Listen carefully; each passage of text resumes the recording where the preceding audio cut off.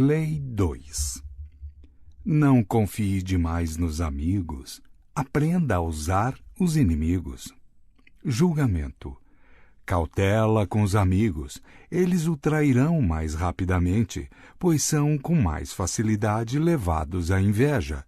Eles também se tornam mimados e tirânicos, mas contrate um ex-inimigo e ele lhe será mais fiel do que um amigo, porque tem mais a provar. De fato, você tem mais o que temer por parte dos amigos do que dos inimigos. Se você não tem inimigos, descubra um jeito de tê-los. A lei transgredida. Em meados do século IX, um jovem chamado Miguel III assumiu o trono do Império Bizantino. Sua mãe, a imperatriz Teodora, fora banida para um convento e seu amante, Teoctisto, assassinado. Encabeçando a conspiração para depor Teodora e colocar no trono Miguel, estava o tio de Miguel, Bardas, homem inteligente e ambicioso. Miguel era agora um jovem e inexperiente soberano, rodeado de conspiradores, assassinos e devassos. Neste momento de perigo, ele precisava de alguém em quem pudesse confiar para seu conselheiro, e pensou em Basílio, seu melhor amigo. Basílio não tinha nenhuma experiência em governo e política. De fato, ele era o chefe dos estábulos reais, mas tinha provado seu amor e gratidão diversas vezes. Os dois haviam se conhecido há poucos anos, quando Miguel estava visitando os estábulos na hora em que um cavalo selvagem se soltou. Basílio, jovem cavalariço de uma família de camponeses da Macedônia, salvou a vida de Miguel. A força e a coragem do rapaz impressionaram Miguel, que imediatamente elevou Basílio da sua função obscura de treinador de cavalos para de chefe dos estábulos. Ele cobriu o amigo de presentes e favores e os dois se tornaram inseparáveis. Basílio foi mandado para a melhor escola de Bizâncio e o rude camponês se transformou num cortesão culto e sofisticado. Agora Miguel era imperador e precisava de alguém fiel. A quem mais ele poderia confiar o posto de camareiro-mor e conselheiro-chefe, senão ao jovem que lhe devia tudo? Basílio poderia ser treinado para a função e Miguel o amava como a um irmão. Ignorando os conselhos de quem recomendava Bardas, muito mais qualificado, Miguel preferiu o amigo. Basílio aprendeu bem e em breve estava aconselhando o imperador em todas as questões de Estado. O único problema parecia ser o dinheiro. Basílio nunca tinha o suficiente. A exposição aos esplendores da corte bizantina o tornaram ávido pelos privilégios do poder. Miguel dobrou, depois triplicou o seu salário, deu-lhe um título de nobreza e o casou com sua própria amante, Eudóxia Ingerina. Um amigo e conselheiro tão confiável valia qualquer preço. Mas os problemas não pararam por aí. Bardas estava chefiando o exército e Basílio convenceu Miguel de que o homem era ambicioso demais. Com a ilusão de que poderia controlar o sobrinho, Bardas havia conspirado para colocá-lo no trono e poderia conspirar novamente, desta vez para se livrar de Miguel e assumir ele mesmo a coroa. Basílio destilou veneno nos ouvidos de Miguel até que o imperador concordou em mandar assassinar o tio. Durante uma importante corrida de cavalos, Basílio se acercou de Bardas no meio da multidão e matou-o com uma punhalada. Logo depois, Basílio pediu para substituir Bardas no posto de chefe do exército, de onde poderia controlar o reino e sufocar as rebeliões, e isso lhe foi concedido. Ora, o poder e a riqueza de Basílio só aumentavam, e passado algum tempo Miguel, em dificuldades financeiras por causa das suas próprias extravagâncias, pediu ao amigo que lhe devolvesse parte do dinheiro que durante vários anos lhe emprestara. Para espanto de Miguel, Basílio recusou com tamanha desfaçatez que o imperador percebeu de repente a encrenca em que se metera. O ex-cavalariço tinha mais dinheiro, mais aliados no exército e no senado e, no final, mais poder do que o próprio imperador. Passadas algumas semanas, depois de uma noitada bebendo muito, Miguel acordou cercado de soldados. Basílio ficou assistindo enquanto eles matavam a punhaladas o imperador. E aí, proclamando-se imperador, ele atravessou a cavalo as ruas de Bizâncio, brandindo a cabeça do seu ex-benfeitor e melhor amigo, espetada numa lança. Interpretação. Miguel III apostou seu futuro na gratidão que ele achava que Basílio deveria sentir por ele. Sem dúvida, Basílio lhe serviria melhor. Ele devia ao imperador a sua fortuna, a sua educação e a sua posição. Depois, uma vez Basílio no poder, tudo o que ele precisasse era melhor lidar, reforçando os vínculos entre os dois homens. Só naquele dia fatídico, ao ver o sorriso descarado no rosto de Basílio, é que o imperador percebeu o erro fatal que tinha cometido. Havia criado um monstro, tinha permitido que um homem visse o poder de perto, um homem que depois quis mais, que pediu tudo e conseguiu, que se sentiu carregando o peso da caridade que recebera e simplesmente fez o que muita gente faz nessa situação. Esqueceu os favores que recebeu e imaginou ter conquistado o sucesso por seus próprios méritos. No momento da revelação, Miguel ainda poderia ter salvo a sua vida, mas a amizade e o amor cegam os homens e eles não enxergam o que é do seu próprio interesse. Ninguém acredita que um amigo possa trair, e Miguel continuou não acreditando até o dia em que a sua cabeça foi parar na ponta de uma lança. Senhor, proteja-me dos meus amigos, que dos meus inimigos cuido eu. Voltaire, 1694-1778. A lei observada. Durante vários séculos após a queda da dinastia Han, 222 d.C., a história da China seguiu o mesmo modelo de violência e golpes sangrentos, um após o outro. O exército conspirava para matar um imperador fraco, depois o substituía no trono do dragão por um general forte. O general iniciava uma nova dinastia e se coroava imperador. Para garantir a própria sobrevivência, ele matava os generais, seus companheiros. Alguns anos depois, entretanto, o modelo voltava a funcionar. Novos generais se sublevavam e o matavam, ou matavam seus filhos. Ser imperador da China era ser uma pessoa solitária, cercada por um bando de inimigos. Era o posto de menos poder, de menos segurança do reino. Em 959 d.C., o general Shao Ka-Wang-Yin se tornou imperador Sung. Ele sabia das suas chances, da probabilidade de, em um ano ou dois, ser assassinado. Como romper com esse modelo? Logo depois de se tornar imperador, Sung ordenou um banquete para comemorar a nova dinastia e convidou os comandantes mais poderosos do exército. Depois de beberem muito vinho, ele dispensou os guardas e todos os outros, exceto os generais, que agora temiam que ele os assassinasse a todos, de um só golpe. Em vez disso, ele falou: "Passo o dia inteiro com medo e me sinto infeliz tanto à mesa quanto na minha cama, pois quem de vocês não sonha em subir ao trono? Não duvido da sua aliança, mas se por acaso os seus subordinados, em busca de riqueza e posição, insistirem em colocar sobre seus ombros um manto amarelo, como vocês poderiam recusar?" Bêbados e temendo por suas vidas, os generais proclamaram sua inocência e fidelidade. Mas Sung tinha outras ideias. A melhor maneira de viver é usufruir pacificamente de riquezas e homenagens. Se vocês estiverem dispostos a renunciar aos seus comandos, estou pronto para lhes dar as melhores terras e as moradias mais belas, onde poderão ter o prazer da companhia de cantores e de moças. Os atônitos generais perceberam que, em vez de uma vida de lutas e ansiedades, Sung estava lhes oferecendo riqueza e segurança.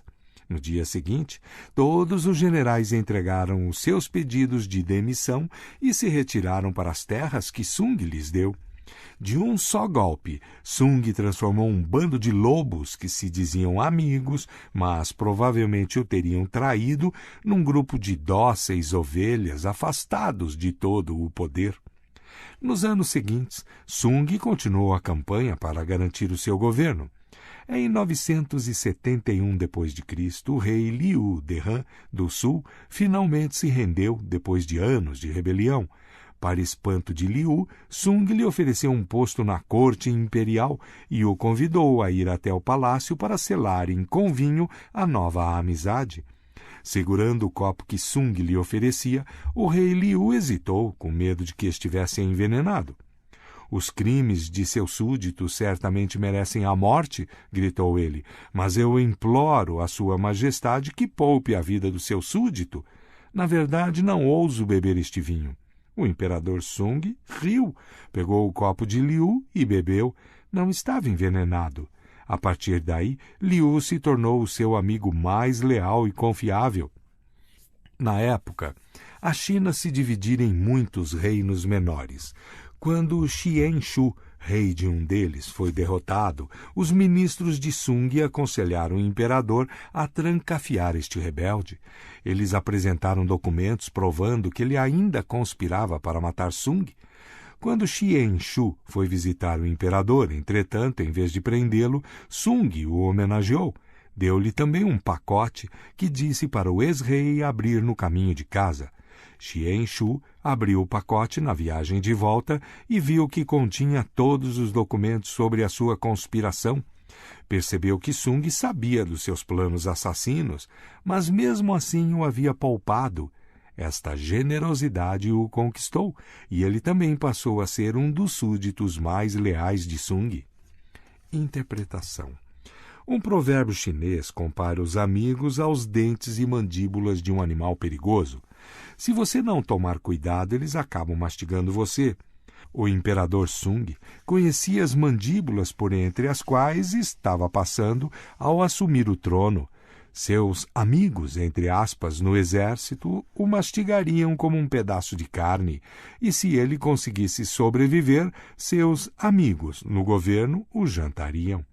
O imperador Sung não quis saber de truques com amigos, subornou os colegas generais com esplêndidas terras e os manteve afastados. Esse foi um jeito bem melhor de enfraquecê-los sem os matar, o que só levaria os outros generais a buscar vingança. E Sung não quis nada com ministros amistosos. Com mais frequência, eles acabariam bebendo seu famoso copo de vinho. Em vez de confiar em amigos, Sung usou seus inimigos um após o outro, transformando-os em súditos muito mais confiáveis.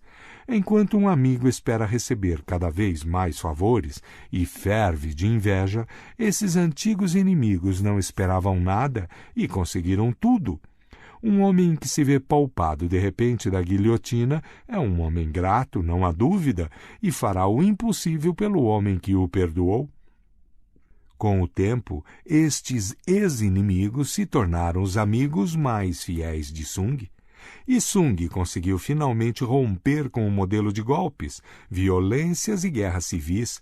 A dinastia Sung governou a China por mais de 300 anos. Em um discurso pronunciado no auge da Guerra Civil, Abraham Lincoln se referiu aos sulistas como seres humanos, companheiros que estavam no caminho errado. Uma senhora idosa o criticou por ele não os ter chamado de inimigos irreconciliáveis, que precisavam ser destruídos. Por que, minha senhora? Lincoln respondeu, não destruo os meus inimigos quando os torno meus amigos? As chaves do poder. É natural querer entregar os amigos quando você mesmo está passando por dificuldades. O mundo é árido e os amigos o suavizam. Além do mais, você os conhece. Por que depender de um estranho quando se tem um amigo à mão? O problema é que nem sempre se conhece os amigos tão bem quanto se imagina. Eles costumam concordar para evitar discussões, disfarçam suas qualidades desagradáveis para não se ofenderem mutuamente, acham graça demais nas piadas uns dos outros. Visto que a honestidade raramente reforça a amizade, você talvez jamais saiba o que um amigo realmente sente.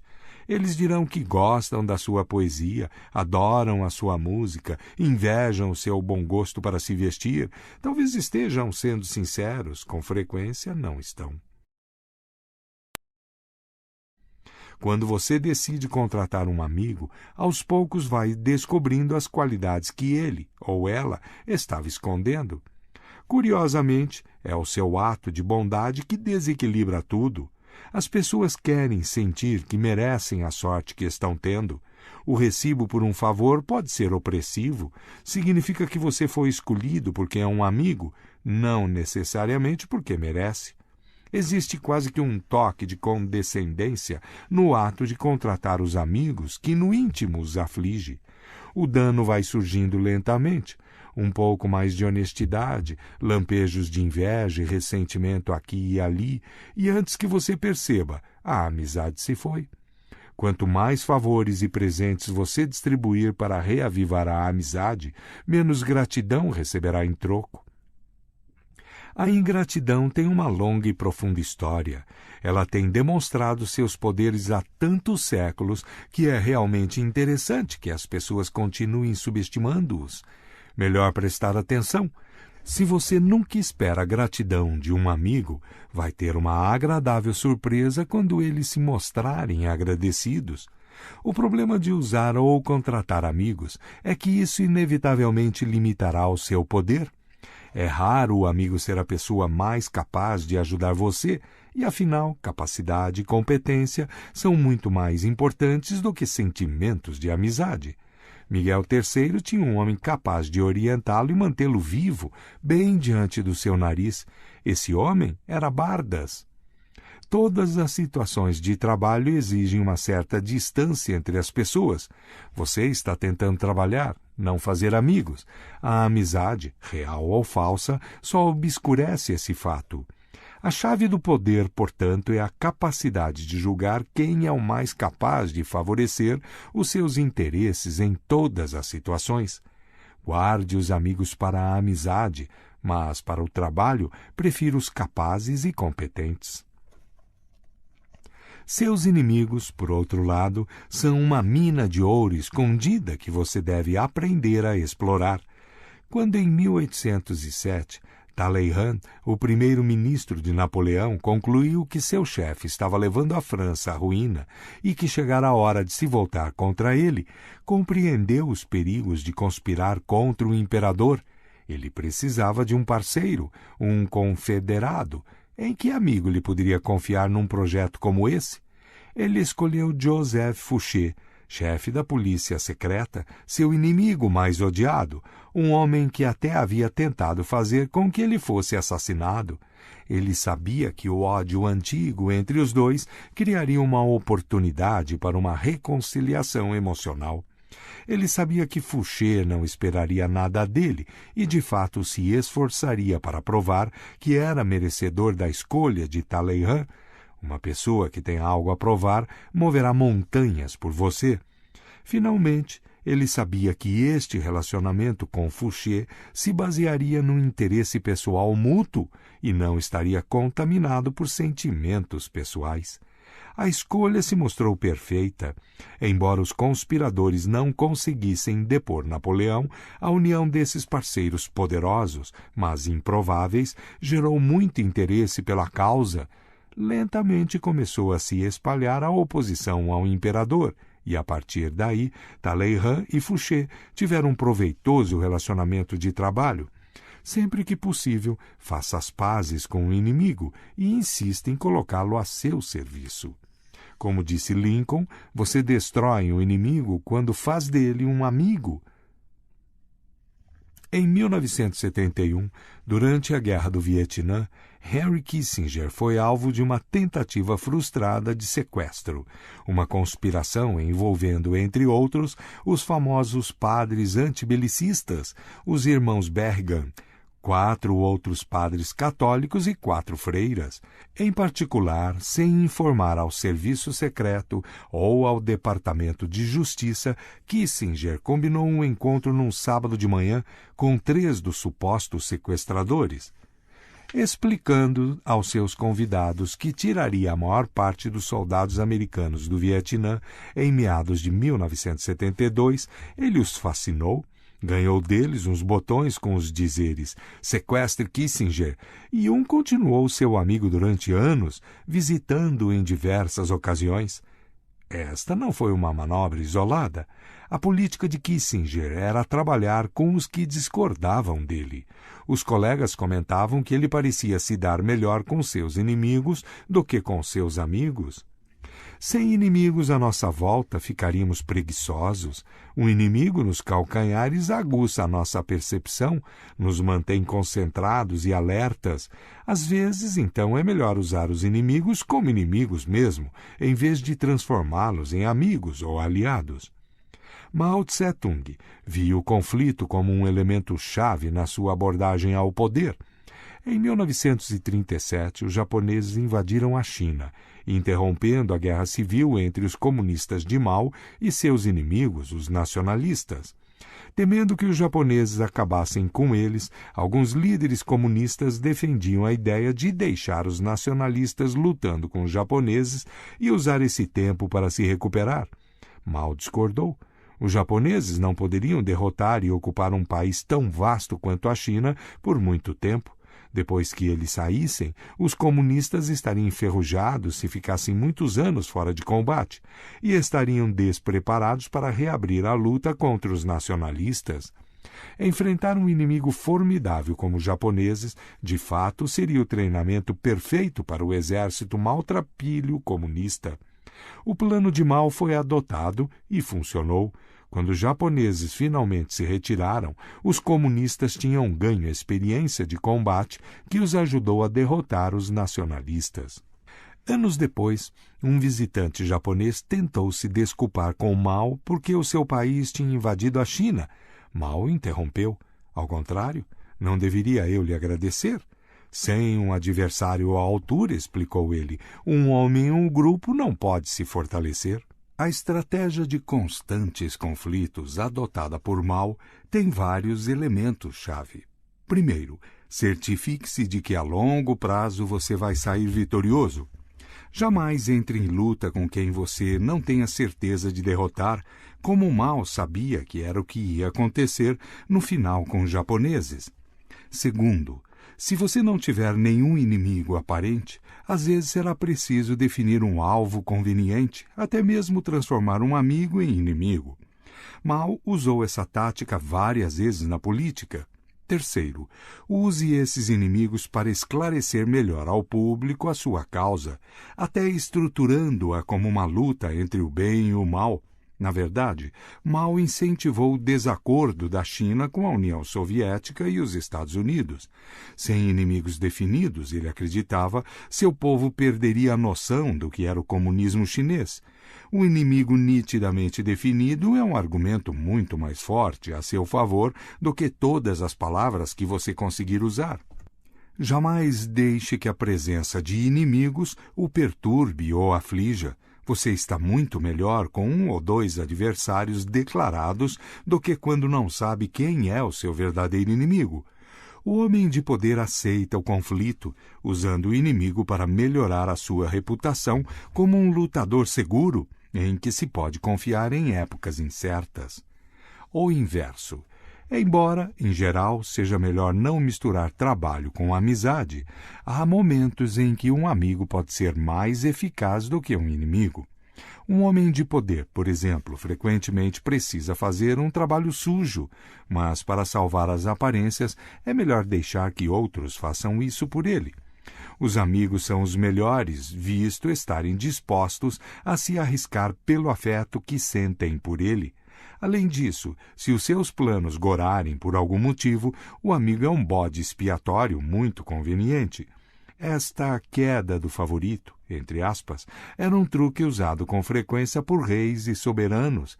Eles deixavam que o seu melhor amigo na corte assumisse a responsabilidade por um erro, visto que o público não acreditaria que eles deliberadamente sacrificassem um amigo com esse propósito. É claro que depois de fazer essa jogada, você perdeu o seu amigo para sempre.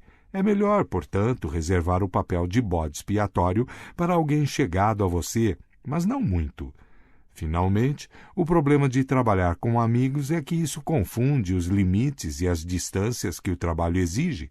Mas se ambos os parceiros no arranjo compreendem os perigos envolvidos, um amigo pode ser muito eficaz. Você não deve jamais baixar a guarda nessa aventura. Entretanto, fique sempre atento a qualquer sinal de perturbação emocional, tal como inveja e ingratidão. Nada é estável no reino do poder, e mesmo os amigos mais chegados podem se transformar nos piores inimigos. Imagem.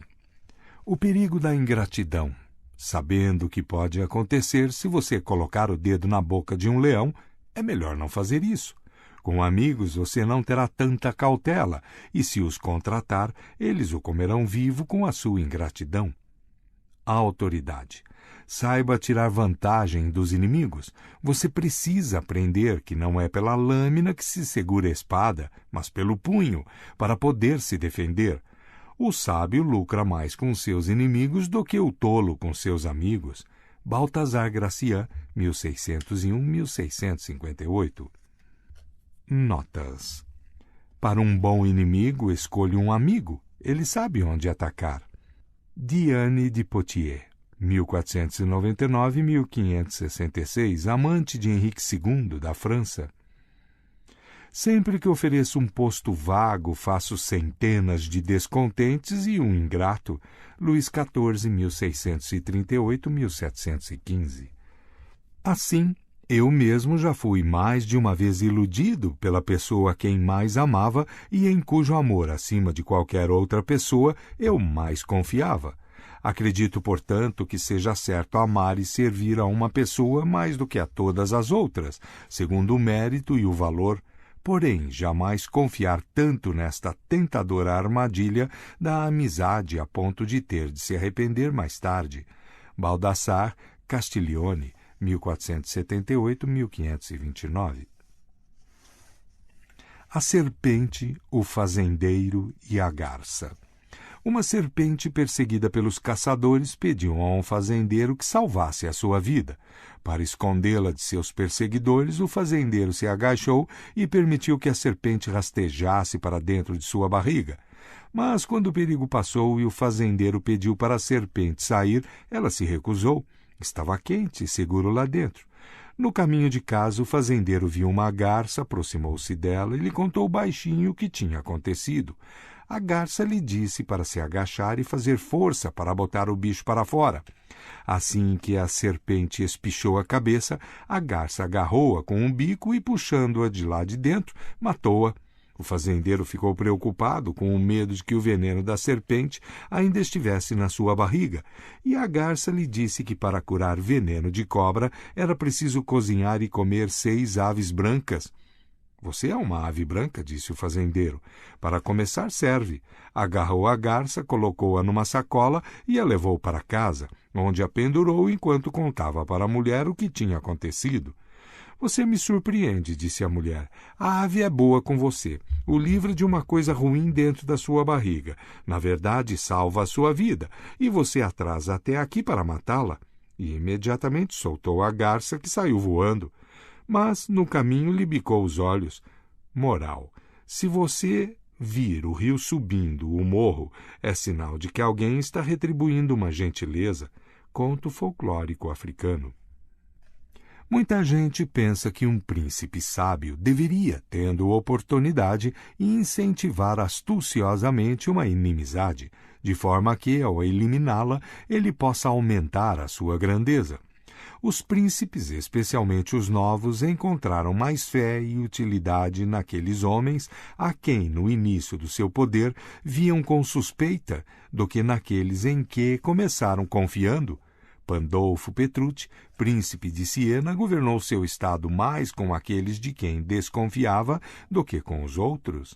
Nicolau Maquiavel, 1469-1527.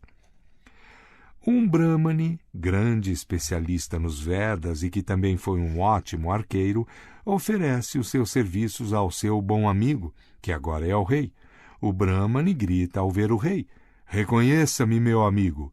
O rei lhe responde com desprezo e depois explica: "Sim, já fomos amigos, mas nossa amizade se baseava no poder que tínhamos.